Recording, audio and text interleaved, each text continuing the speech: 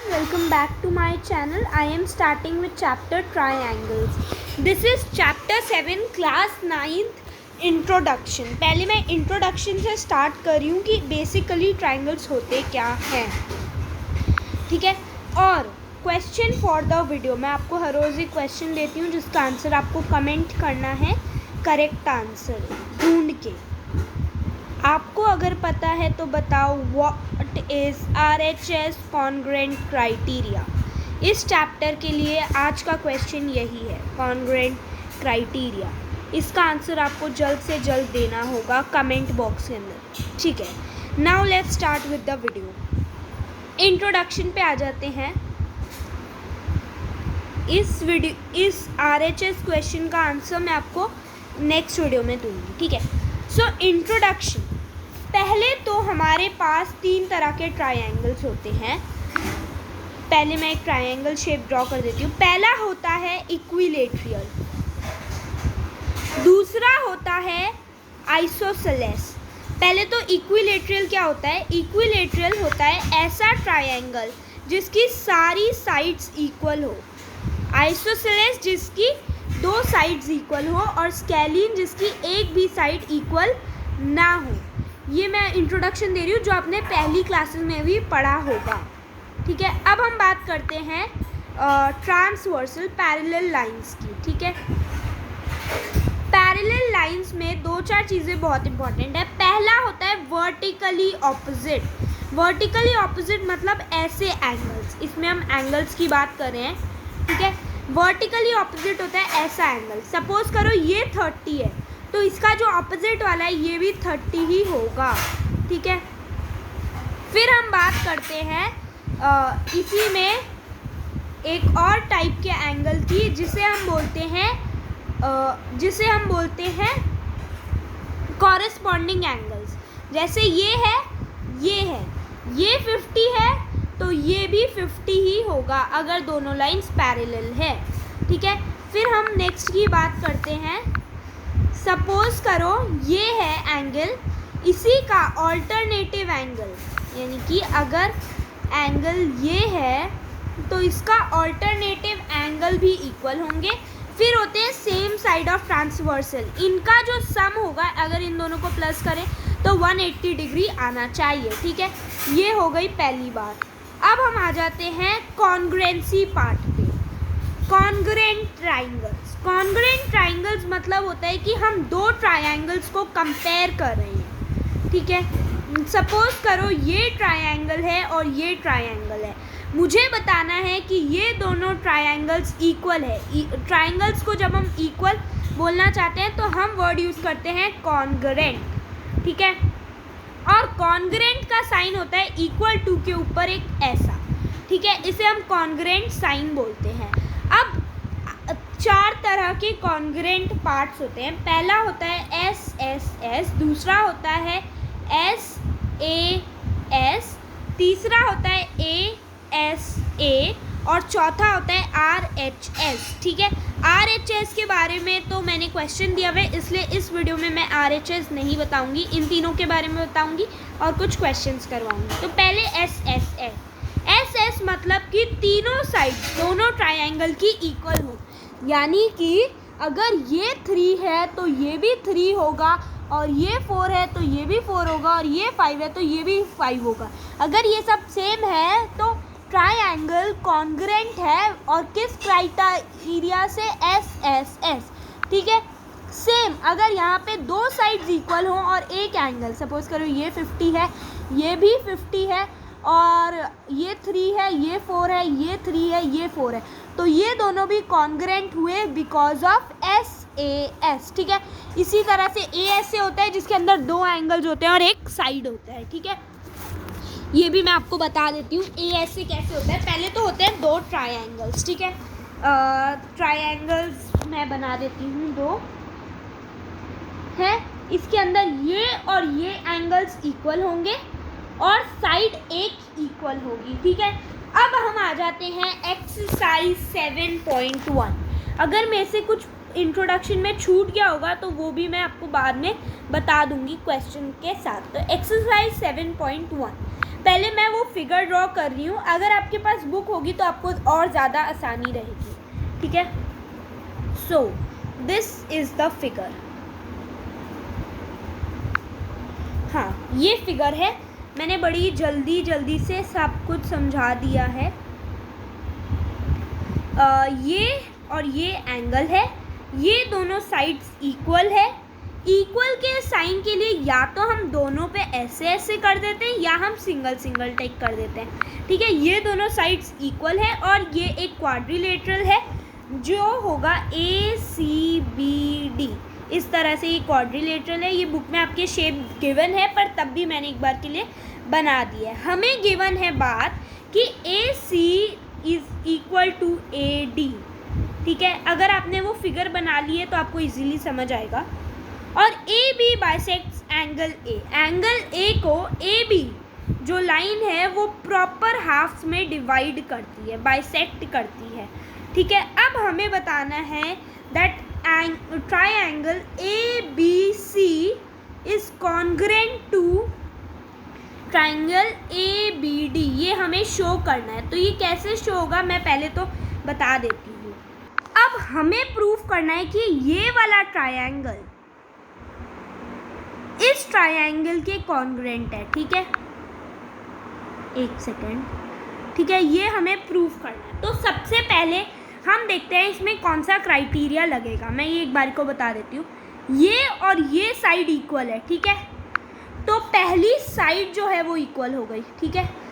इसके साइड के लिए मैं S लिख देती हूँ, S हमारे लिए इक्वल हो गया। अब पता है हमें कि एंगल A को बाइसेक्ट कर दिया जा रहा है। एंगल A को 2 पार्ट्स में बाइसेक्ट कर दिया जा रहा है तो एंगल A भी बाइसेक्ट हो रहा है, यानी कि एंगल इसको भी आधा मिला है, इसको भी आधा मिला है, तो ये दोनों भी इक्वल होंगे, तो A भी आ गया। फिर हमारे पास AB कॉमन है, AB हमारे पास कॉमन है, ठीक है। ये इस ट्राइंगल में भी है, इस ट्राइंगल में भी है, तो यहाँ पे S हो गई, एक और साइड कॉमन हो गई। तो SAS क्राइटेरिया से ये जो है कॉन्ग्रुएंट है ट्राइंगल। अब इसे लिखते कैसे हैं? पहले तो हम लिख लेते हैं गिवन चीज़ें। इसे ना आप नोट्स के फॉर्म में लिखते जाना, ठीक है, नोट डाउन कर लेना एक तरह से। हाँ, गिवन चीज़ें अब हम लिखते हैं। AC is equal to AD, पहली बात, ठीक है। Angle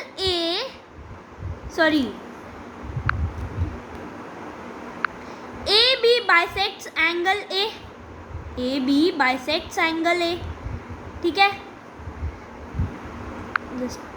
AB bisects angle A, ये आपको लिखते जाना है, तो क्योंकि लिखने के ही पॉइंट्स होते हैं। और प्रूफ हमें करना है, ये भी लिखना ज़रूरी होता है आंसर में, that triangle ABC is congruent to triangle ABD, ठीक है। अब मैं इसका आंसर लिख देती हूँ कि हमें लिखना कैसे, लिखने के मोस्टली पॉइंट्स हैं, इसके अंदर सिर्फ वेरीफाई करना है, ठीक है। अब हमें पहले तो शो करना है, तो मैं प्रूफ लिख रही हूँ इसे, कि प्रूफ कैसे हमने कहा, ठीक है। तो प्रूफ के अंदर सबसे पहली बात गिवन है AC is equal to AD। अब हम ब्रैकेट में ये भी लिख देंगे कि ये चीज़ गिवन है, ठीक है, तो आसानी रहेगी। ये लिखना भी ज़रूरी है, ठीक है। जो भी मैं लिख रही हूँ वो सब इम्पोर्टेंट चीज़ है। देन एंगल, जो यहाँ पे एंगल A बाइसेक्ट हो रहा था, हमने उसे नाम दिया 1 और इसे 2। ये आपको फिगर में करके दिखाना पड़ेगा, ठीक है।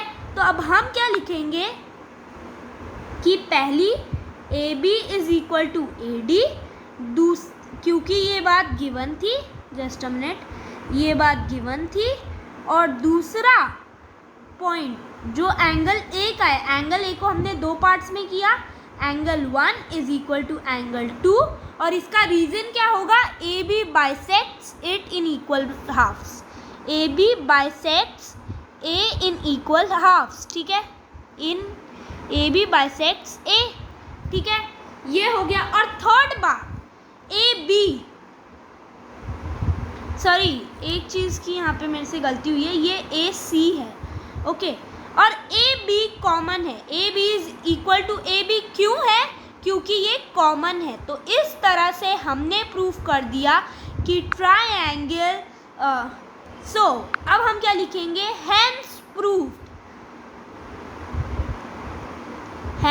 प्रूव्ड क्या प्रूफ किया है हमने, that triangle ABC is congruent to triangle ABD। और किस क्राइटेरिया से किया है, SAS।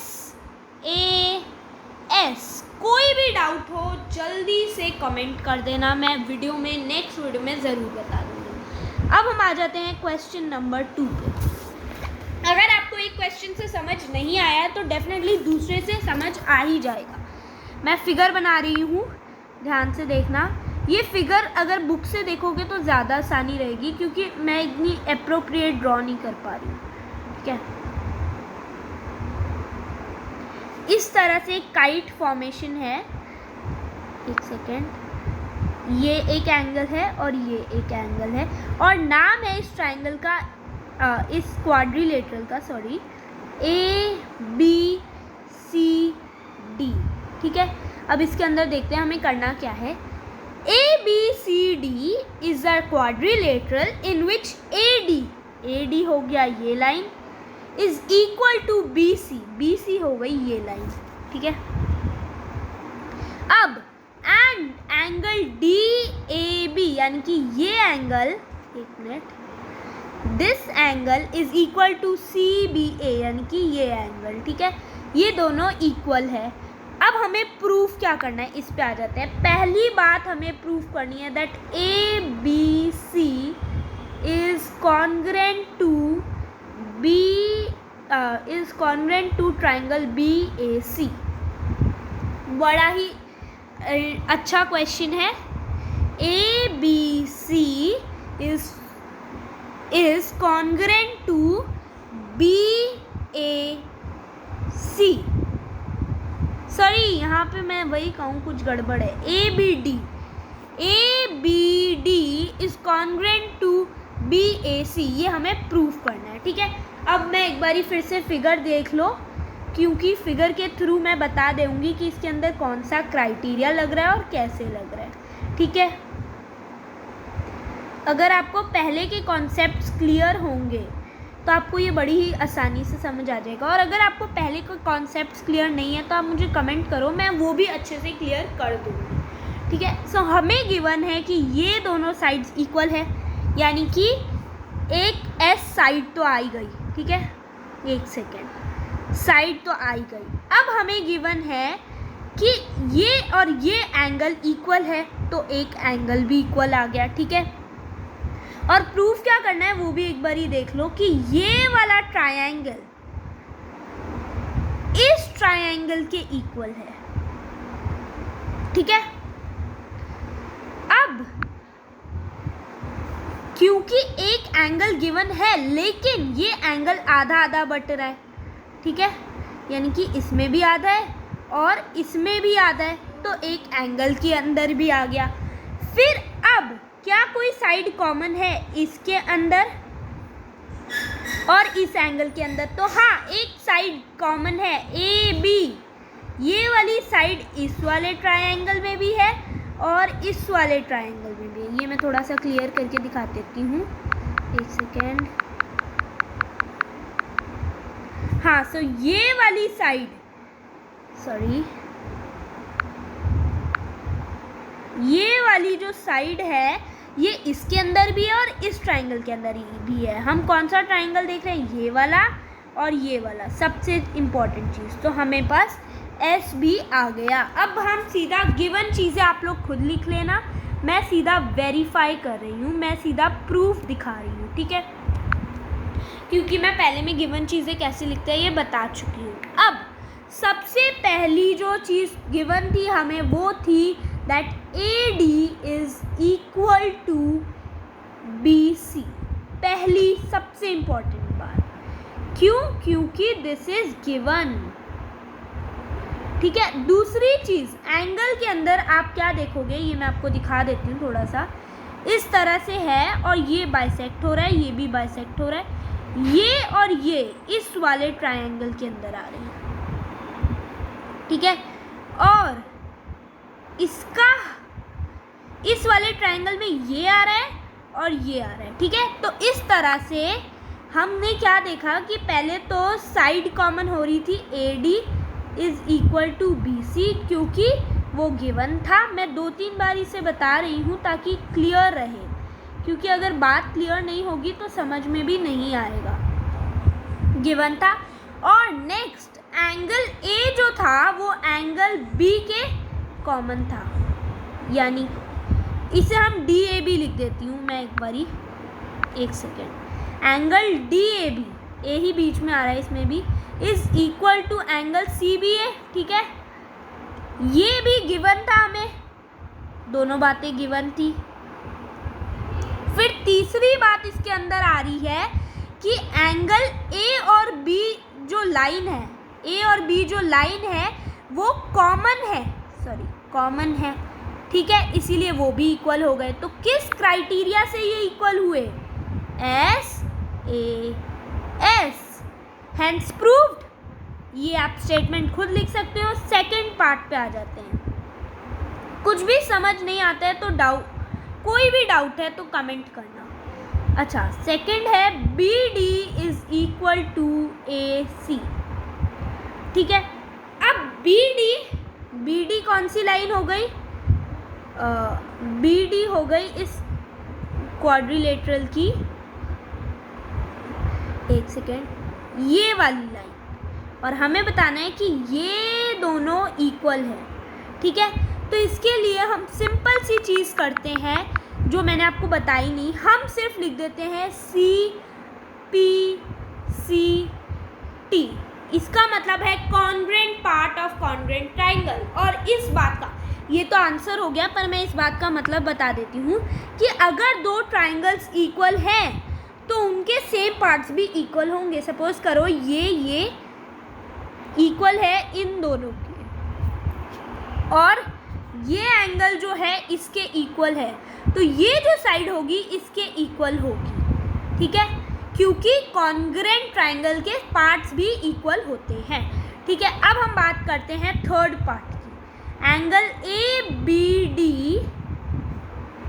Is equal to BAC। ये तो हमें गिवन ही था, हमें बताना है ABD is equal to BAC। ये तो हमें गिवन ही था, बस चीज़ अलग दी हुई है। लेकिन अगर हमें इसे शो करना है तो हम बस एक सिंपल सी चीज़ लिखनी होगी जो मैंने पहले पार्ट में भी लिखी है, दैट इज CPCT, यानी कि congruent part of congruent triangle. बहुत ही इजी तरीके से मैंने आपको समझा दिए हैं 2 क्वेश्चंस। बाकी क्वेश्चंस के लिए आप नेक्स्ट वीडियो देखो। Thanks for watching. Now the last thing is like, share, subscribe, और क्वेश्चन का आंसर ज़रूर कमेंट करना अगर आता है। और क्वेश्चन एक बारी मैं रिपीट कर देती हूँ जिसका आंसर आपको कमेंट करना है और जो मैं नेक्स्ट वीडियो में बताऊँगी। What is RHS criteria? मैं बताऊंगी कि किसका आंसर सही है and what is the correct answer. Thanks for watching.